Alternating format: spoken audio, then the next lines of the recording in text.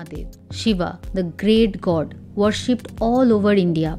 Shiva is one of the oldest gods to be worshipped in this land. He is everyone's god as he sets no boundary. A little efforts by his devotees can make him happy. He is worshipped by Brahmins, yogis, bhaktas, siddhas, kiratas, indigenous tribes, rural folks and different language groups across India. He appeared in nearly 5,000 of years old Pashupati Seal found in Mohenjo-daro, and after that the concept of Shiva among the people of this land kept evolving with time and cultural shift. But his existence remained constant in this land. He is still the god of everyone. In this video, we will discuss how Harappan's Lord Pashupati turned into today's Bholenath. Stay tuned and please subscribe to this channel.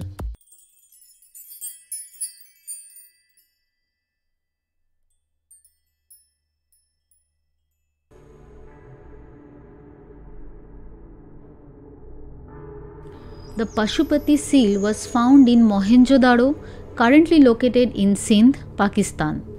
This seal shows a seated male figure surrounded by animals. The man in this seal is believed to be Proto-Shiva or Adi-Shiva. Why?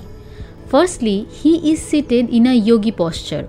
The legs of this figure are bent twice, his arms are outstretched, touching his folded knees, and he is meditating, just like Padmasana or the Lotus Asana. This posture resembles Lord Shiva. Secondly, Lord Shiva is strongly associated with animals, especially the bull. The man in this seal is wearing a horned crown and is surrounded by animals like an elephant, a tiger, a rhinoceros and a water buffalo. Lord Shiva is Pashupati, the lord of all animals. So, this yogi male figure is believed to be the oldest form of Lord Shiva. Actually, all male figures with a horned crown found in Indus Valley sites are believed to be a depiction of Lord Shiva. For Harappans, he was the protector of all animals including humans and cattle, which was an important form of property for them. Many historians believe that the word Shiva and Shambhu originated from Dravidian languages. As per them, the word Shiva came from the word Chivan or Shivan, which refers to the red color, and the word Shambhu came from the Dravidian word Chembu or Shembu, which means red metal or copper. Even today, Lord Shiva is extremely popular among many ancient tribes in India.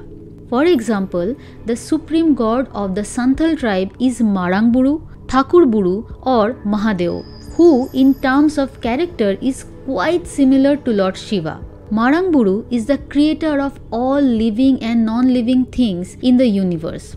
Not only Santhals, but the Onau community also worships Lord Shiva till today. They call Shiva Lingam Tanginath. The tradition of Lingam worship emerged from the Indus Valley Civilization. Lingam is a mark or sign that represents Lord Shiva, just like the Salagrama represents Lord Vishnu. Anyway, Lingam worship was a part of the ancient fertility cult. Not only in the Indus Valley Civilization, but many other ancient cultures were also worshipping gods that were quite similar to Lord Shiva.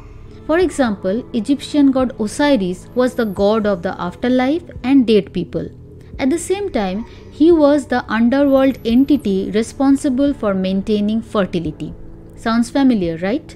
Now look at this figure. This seal depicts a male figure wearing a horned crown and surrounded by animals.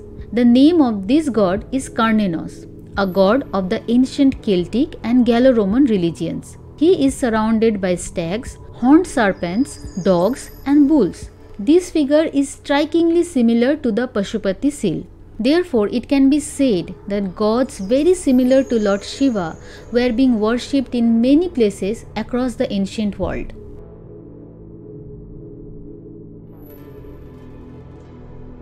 Lord Shiva has been mentioned in Rigveda more than 70 times in the name of Rudra. Rudra means roaring or crying. Some hymns describe him as the father of Maruts, the gods of storms. Lord Rudra is a fierce god. He is a divine archer who shoots arrows of death. He has a beneficent aspect as well. He is a healer and the source of 1,000 remedies. Later, the vengeful god Rudra was merged with Pashupati and gradually became today's merciful Bholenath.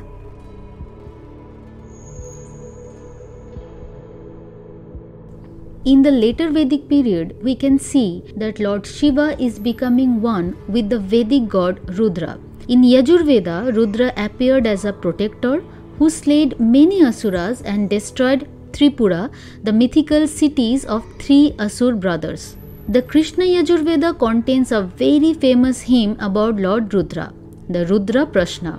8 names of Lord Rudra have been mentioned in the Satapatha Brahmana, and one of those names is Rudra Shiva. The Rudra Suktam appears in Atharva Veda. This Suktam describes Lord Rudra's qualities and deeds and calls him by different names such as Sharva, Pashupati, Ugra, Bhava, Isha and so on. This hymn also praises Lord Rudra Shiva. So we can see that gradually Lord Rudra and Lord Shiva are becoming one.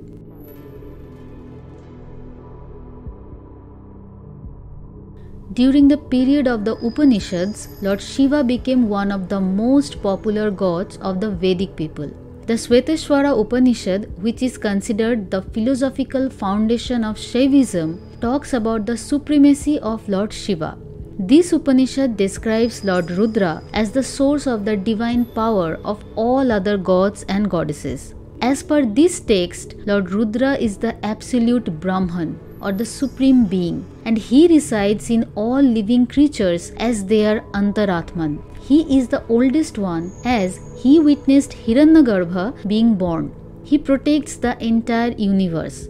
According to this Upanishad, Lord Rudra himself is Shiva and Purusha. In Sanatan Dharma, Purusha is that entity where the entire creation gets dissolved when its purposes are served. It also depicts Shiva as an ascetic who has escaped the wheel of samsara.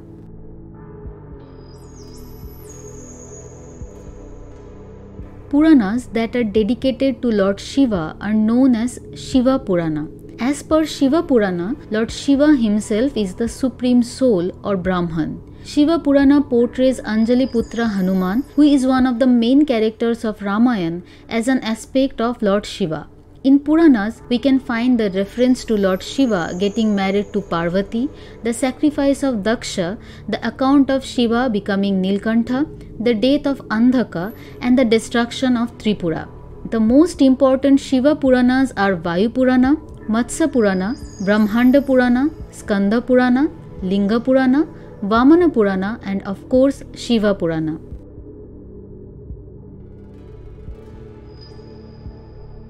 Shiva is an important figure in both Ramayana and Mahabharata. King Ravan was a great devotee of Lord Shiva, which shows that Lord Shiva is accessible to anybody and everybody. He doesn't discriminate. Mahabharata, on the other hand, upholds the idea of Lord Shiva and Lord Vishnu being different aspects of the same Supreme Soul. Lord Shiva also blessed Arjun, the main warrior in Mahabharata, with the Pashupatastra. In Panini's Yoga Sutra and Patanjali's Ashtadhyayi, we can see that Lord Shiva had become a part of ritualistic life. The Shiva cult kept growing during the Mauryan, Satavahana, Gupta, Chalukya, Chol and Pallava periods, as many of the rulers were devotees of Lord Shiva. Several Shiva temples were built during this time. Ujjain became one of the most well-known centers of Shaivism during the Gupta period.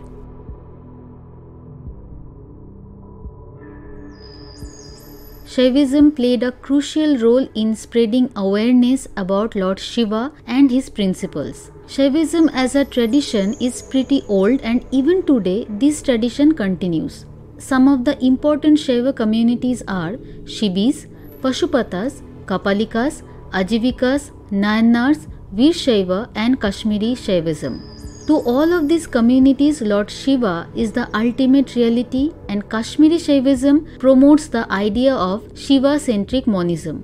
Today, we mostly know the Saumya or the generous form of Lord Shiva. Shiva, along with his consort goddess Parvati and his two sons Kartikeya and Ganesha, is the epitome of Indian family life. Lord Shiva, in the truest sense, is the Adi Deva. He is the oldest god of this land and is worshipped, loved, and adored by not only Hindus but many communities outside Hinduism.